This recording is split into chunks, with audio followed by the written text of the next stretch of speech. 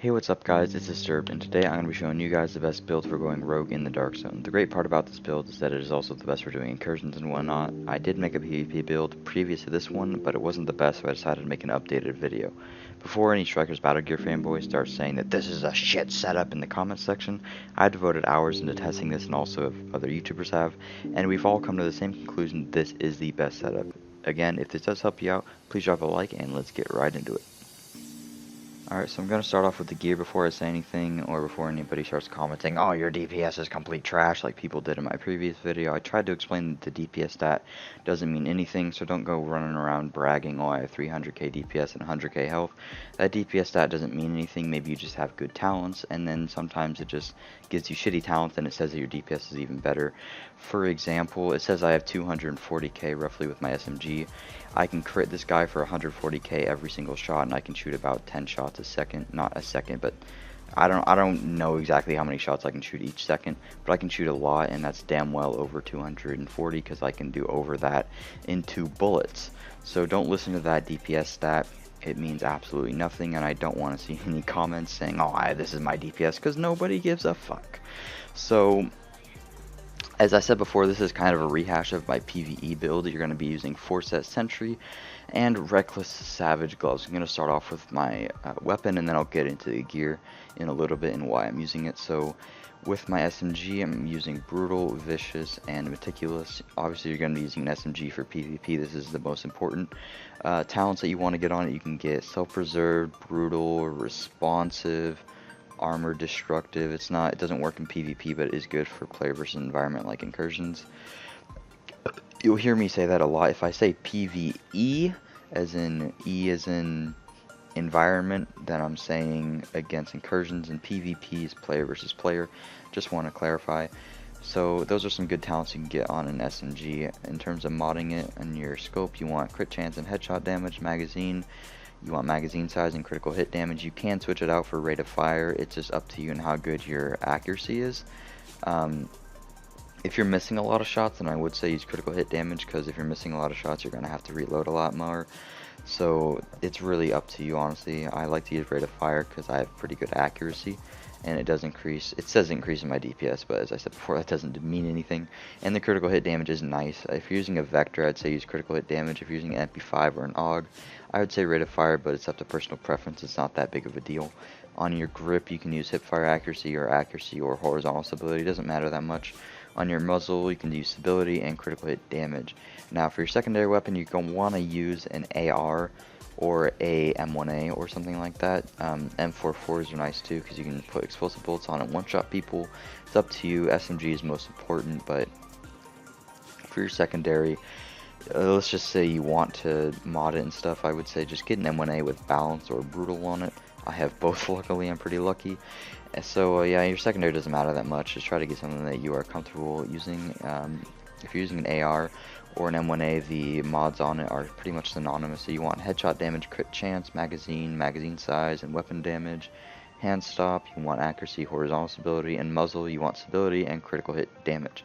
Now with your gear, you're going to be using a reckless chest piece. Actually, before I say anything, you want to get your armor to about 65%. This is really important. It makes it to where you mitigate 65% of the damage. So 65% of the damage that people are shooting at you, you are basically filtering out, and you take way less damage. It's much more important than health could ever be.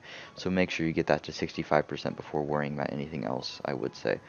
And also, it's really up to personal preference if you want more health or more DPS. Don't think that you're better because you have more health than somebody and less DPS. It's really up to you what you like to play with. I like to have a balance of both of them. I like to be semi-tanky and have good amount of DPS. Some people like to be a lot tankier and then have decent damage. So it's really up to you, honestly. So don't think that you're a fucking god if you have a lot of health or have a lot of DPS. I've seen some people think that, and honestly, it's up to personal preference. Doesn't matter that much, but it's whatever works best for you. So for your chest piece, you're going to be using Reckless Talent. Increases damage by 13.5%, increases incoming damage. What this does, it makes your damage do a lot more, 14% flat out increased damage, and up until 1.2, when the 1.2 patch drops, they will patch this, and right now what happens is it decreases the amount of damage that you take, so you actually decrease 75% damage when you're using 65% armor instead of 55% because it's bugged right now. So I would suggest getting this. It's probably one of the keystones of the build, and you want armor on it. Armor you get the most from out of chest pieces, and then you want health or exotic damage resilience or a mod slot. You can switch them out. Damage to elites is nice for player versus environment, as I said before. So damage to elites is pretty cool, but it's up to you. I would say just get armor, health, and a mod slot. That's pretty good for PvP, or the exotic damage resilience. Now on your mask, for your major attribute, I got an extra mod slot because I'm just unlucky. Primarily you want crit chance. The extra mod slot is kind of helpful, but crit chance is nice. If your crit chance is really low, definitely get it. If your crit chance isn't, I wouldn't say worry about it that much. On your knee pads, you want critical hit damage, and you want a mod slot. It's not hard to get this, only two things to worry about.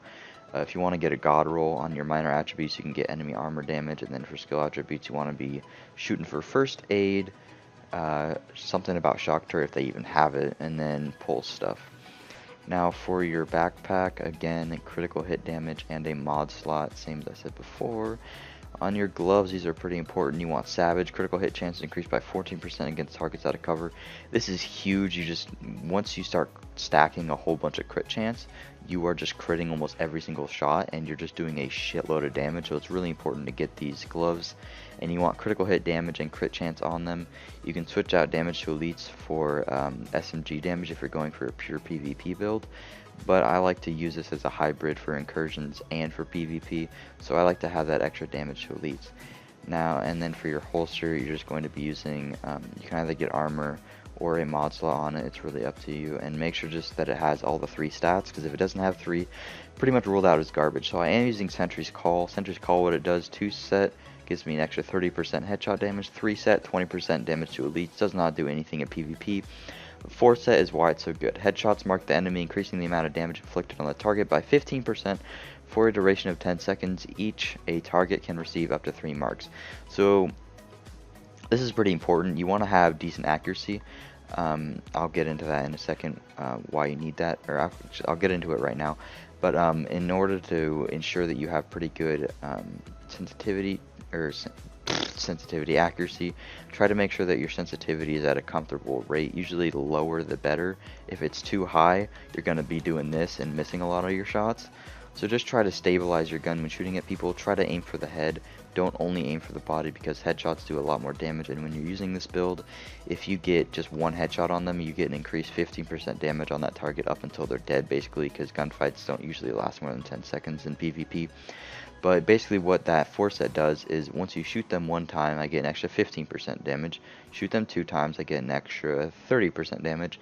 3 times, extra 45% damage. These do have to be headshots, but you're basically almost going to be not necessarily doubling your damage, but your damage does significantly increase from doing that. So I would definitely make sure that you have 4 set Sentry. Also, the 30% headshot damage from it works really nice when you have Brutal on your SMG and whatnot, so just make sure that your accuracy is pretty nice. Now when you're moving on to your abilities, you're going to be using Overdose pretty much at all times, because your med kit does have a cooldown, or not your med kit, your med kit has a cooldown, so you can't just spam that when you get at low health. So this is just another scapegoat of surviving. Now you either want to be using Pulse or Zapper. I wouldn't really mess with anything else. These are pretty much the most dominant skills that you can be using. The reason the turret with Zapper on it is really good is because it just zaps them, and then they can't fucking move, and you can just melt them instantly because they're not moving, and you can just kill them, and like they can't do anything about it. So it's really nice when going solo. Now if you have a group of 4 people, you don't want to all be using Zapper turret. That would be a little bit redundant. You probably want to have at least 2 people with Zapper turret and then 2 people with tactical scanner, but it's up to just how you like to play and which one you like to use more. I would say Zapper turret is better if you're going solo, but I mean, it is up to you. Now for your talents, these are pretty important. On the security wing, you're going to want to be using On the Move. Kill a hostile while moving to reduce incoming damage by 30% for 10 seconds. In the Dark Zone, you're going to be killing a lot of NPCs that are running around. So when they get in the way of gunfights, you kill one of them, and then it reduces incoming damage by 30% for 10 seconds. Don't get hung over the fact that it says while moving, because when you use an SMG, you're mainly moving. Even when you shoot people, you're not really noticing it, but you're usually inching forward when shooting somebody, and that does count as moving even when you're not in cover. So That's definitely a good talent to have. Second talent, you want to be using precision, headshot a hostile to pulse them for 10 seconds. This doesn't sound like it does much, but it actually gives you the damage buff from pulse, so it gives you an extra, like, I think like 12% crit chance and like 20% crit damage or something. So it really does help out a lot. And on next one, you're going to be using one is none. Headshot a hostile at a 50% chance of not consuming the bullet. Pretty straightforward, but half of the bullets that you hit if you're getting all headshots, the bullets get returned in your magazine instantly, and then you can just keep shooting. So it's really nice. It is a pretty steady DPS boost. Now, probably the most important combat medic, use a med kit in your allies to heal group members and proxies within 20 meters by 40%. You probably are thinking that this only works when you're with a group, but it actually does work solo, and what it does is it just makes it to where when you use a med kit, it heals you for 40% more. I'm not sure if it's bugged or not. I don't think that it is, but your med kit standardly heals you for 60%, so with the extra 40% you're healing for 100%. So when you use a med kit, you just get the full health instantly, and that's almost a must for PvP because you get low really quickly. So if you can get the full health instantly, it's super helpful. So yeah, that's pretty much it for the build. Alright, so right here I'm going to be testing how much damage I do on my friend that has 92k health and 60% armor. As you can see, just instantly melted him. He has a shitload of health and I can still kill him just like that. That is with headshots. And then here is my M1A. I just one-shotted him, so I do a shitload of damage. And oh no, we didn't get revived life support. But right here I'm just going to be showing you how dominant Shock Turret is. It's a pretty long engagement, but it definitely saved my ass. If I didn't have Shock Turret, I would have died. But anyways, I really do hope that this guide helped you out. If it did, please drop a like and subscribe if you want to see videos similar to this one. I'm just going to let this clip play out, so thank you guys, and I'll see you later. Peace.